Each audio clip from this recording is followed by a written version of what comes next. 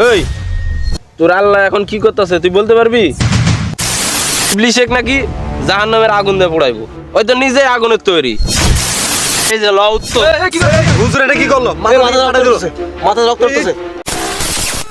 বন্ধু হ্যাঁ কালকে ওই যে দুষ্টু কোয়েল গানে একটা ডান্স দিছিলাম বুঝছস?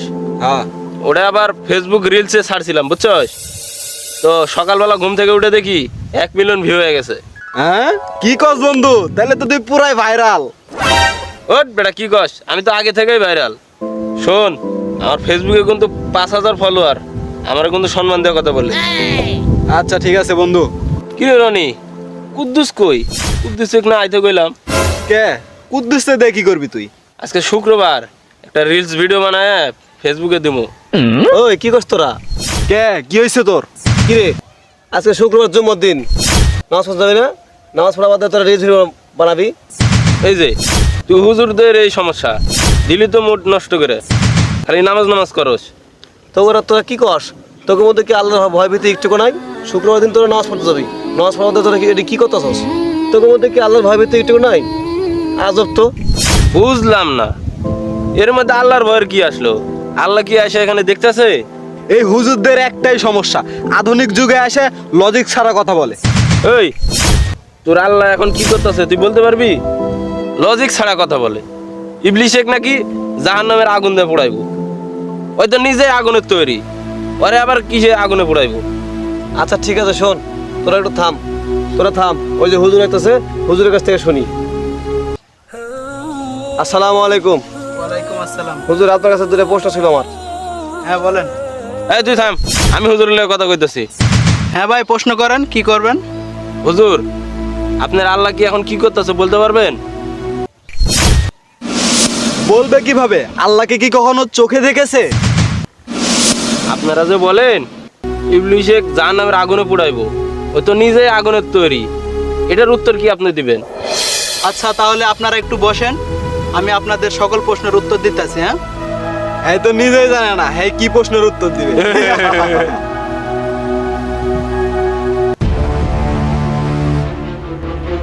কি ব্যাপার হুজুর, হাতে ইট নাই কে? ওরা যে প্রশ্ন করছে প্রশ্নের উত্তর পেয়ে গেছি। ভাই আপনারা যে প্রশ্ন করছেন না, প্রশ্নের উত্তর পেয়ে গেছি। এই যে ল উত্তর। হুজুর এটা কি করলো? মাথা রক্ত উঠতেছে। আল্লাহ এখন কি করতেছে? হ্যাঁ, কি করলো এটা? ভাই একটা ভ্যান ডাকেন, মাথা তো ফাটে গেছে, রক্ত বাড়াইতেছে। ভাই শীঘ্রই একটা ভ্যান ডাকেন, এটা চালু করে ডাক্তারের কাছে নিয়ে যাওয়া লাগবো। হুজুর, আপনাকে ডাকলাম সমস্যার সমাধান করতে, আপনি এসে উল্টা মাথা ফাটাই দিলেন। আপনি সমস্যার সমাধান করার বাদে এটা কি করলেন? হ্যাঁ, আপনি চুপ থাকেন, লজ্জা থাকলে আর এরকম প্রশ্ন আর করবে না। এই রনি, চল ওকে ডাক্তারের কাছে নিতে হবে। চলো। মাথা দুই ভাগ করে ফেলাইছে।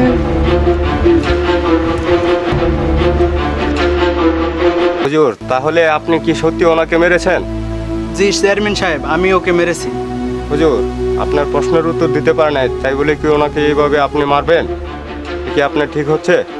চেয়ারম্যান সাহেব, ওকে আমি প্রথম প্রশ্নের উত্তর দিয়েছি, আর উত্তরটা হচ্ছে ওকে মারার মাধ্যমে। আল্লাহ তাআলা আমাকে দিয়ে ওনাকে আঘাত করাইছে, আর এটাই হচ্ছে ওনার প্রথম প্রশ্নের উত্তর। মাশাআল্লাহ হুজুর, আপনি তো সুন্দর উত্তর দিয়েছেন।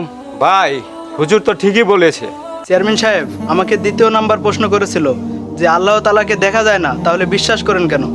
তো এখন আমি দ্বিতীয় নাম্বার প্রশ্নের উত্তর দিচ্ছি। আপনার ব্যথাটা আগে দেখি কেমন। দেখি ভাই, আপনার এখানে ব্যথা? মাথা ফাটিয়ে দিয়ে এখন আবার ব্যথা দেখতে আসছে। আমি তো দেখতে চাইছিলাম যে আপনার ব্যথাটা কিরকম। মারার পরে আইছে ব্যথা চেক দিতে। ব্যথা কি দেখা যায়? এই তো ভাই, ব্যথা দেখা যায় না, ব্যথা অনুভব করা যায়। চেয়ারম্যান সাহেব বুঝছেন, ব্যথা দেখা যায় না, ব্যথা অনুভব করা যায়। ঠিক ওই রকমই আল্লাহ তাআলাকে দেখা যায় না, আল্লাহ তাআলাকে অনুভব করা যায় তার সৃষ্টির মাধ্যমে। আর এটা হলো আমার 2 নাম্বার প্রশ্নের উত্তর। হুজুর, এটাও আপনি ঠিক বলেছেন। হুজুর, আপনার যা বলছিলেন সব ঠিক আছে, কিন্তু এর পরে কি বলবেন সেটা বলেন। আচ্ছা ঠিক আছে, ওনাকে যে ইট দিয়ে আমি কেন মারলাম এটা তাহলে এখন শুনেন। ইটও মাটি দিয়ে তৈরি, আমরা মানুষও মাটি দিয়ে তৈরি, তাহলে মাটি দিয়ে মাটিকে আঘাত করলে ব্যথা লাগে কেন? ঠিক তেমনি ইবলিশও কিন্তু আগুনের তৈরি, ঠিক তেমনি ইবলিশকেও জাহান্নামের আগুনে ফেললে ইবলিশ কষ্ট পাবে। সাহেব ওনাকে যে ইট দিয়ে মারলাম সেটার উত্তর। হুজুর, আপনি এক্সিলেন্ট উত্তর দিয়েছেন। ওই ছেলে, হুজুর যা করেছে সঠিক করেছে, হুজুর কোনো ভুল করেনি। যাও তোমরা। ভাই আপনি সঠিক বলেছেন, আমি আসলে বুঝতে পারিনি, আমারই ভুল ছিল। ভাই অসুবিধা নেই, আপনি যে আপনার ভুল বুঝতে পেরেছেন এতে আমি অনেক খুশি। আপনি আল্লাহর কাছে মাপ চেয়ে নেবেন, তাহলে সব ঠিক হয়ে যাবে। আল্লাহ তাআলা অবশ্যই মাফ করে দিবেন ইনশাআল্লাহ। তো চেয়ারম্যান সাহেব আমরা এখন আসি। আসসালামু আলাইকুম। ঠিক আছে ভাই, আসেন। ওয়ালাইকুম আসসালাম রহমতুল্লাহি ওয়া বারাকাতুহু।